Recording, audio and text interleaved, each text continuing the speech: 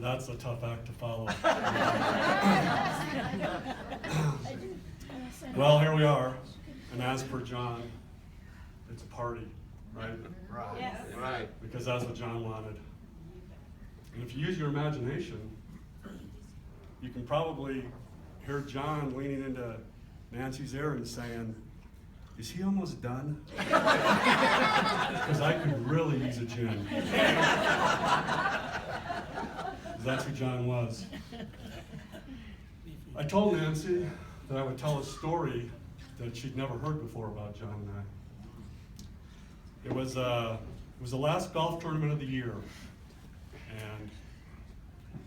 and John and I teamed up. It was a Stableford one best ball event, and we were teamed up. We started on hole 7. We were with Bill Case, and sorry, Bill, I don't remember who your partner was, but no, it wasn't Harold, but I thought it was Harold Coons, it wasn't.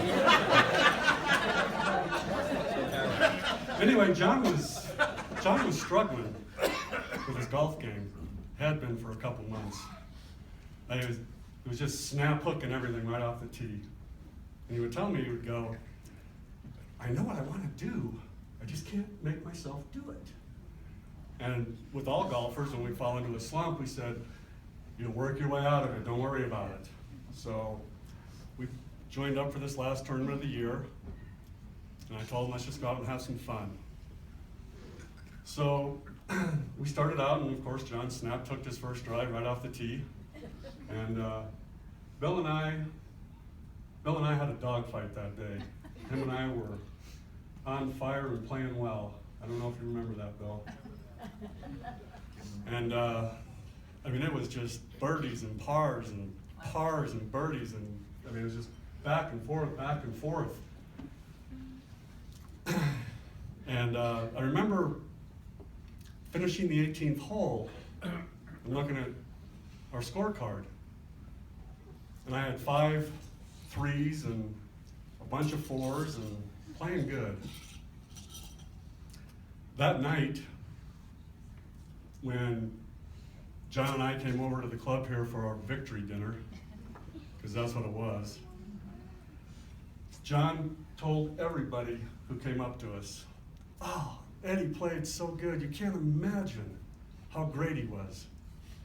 But here's what John didn't tell him. After we came off 18, we had 6 holes left to go. We played the first hole okay, and second hole we struggled through, and I did the cardinal sin that any golfer ever does. I started thinking about my score.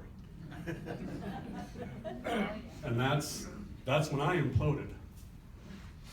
But somehow John managed on 3, 4, 5, and 6, which are 4 of the toughest holes on this course, to par out.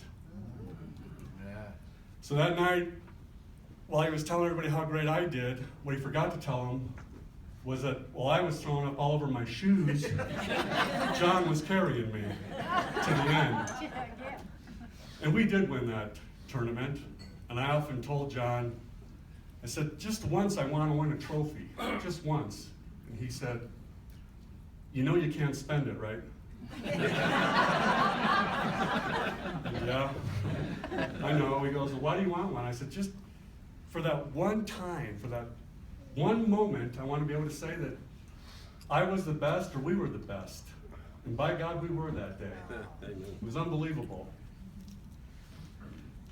It would be less than 60 days later that John would call me when I was in my office. And he said, you'll never guess where I am. And I said, you're right, I probably will never guess where you are. And he said, I'm at the hospital. And I said, really?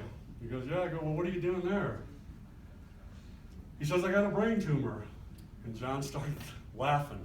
That's what John did in the face of adversity. He laughed. John loved to laugh. He loved jokes. That was his life. That was when the 4-year roller coaster ride began for all of us.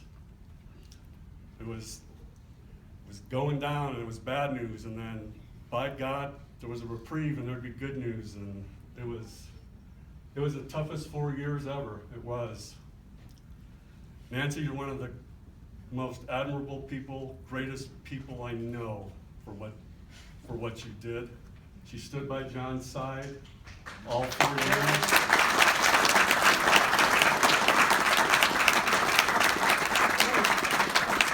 She never wavered. She was there every day. Your love was truly unconditional. It was unbelievable, and because of that, I admire you so much.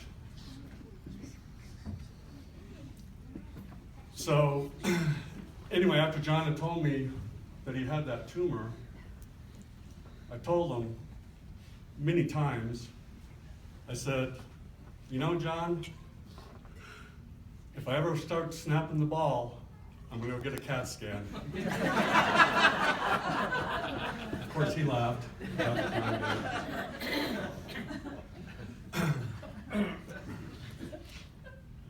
Over the last year, Linda and I have tried to do our best to get up and see John whenever we could.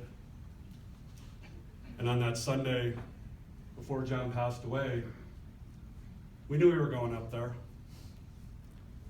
And as we were leaving the house, I told Linda, I said, nah, I don't want to do this. And she said, get in the car. And so we did, and we drove up. And sometimes you have a premonition about things. And as we were driving up, I had a feeling I was saying goodbye this time. And Linda and I are very fortunate in our lives.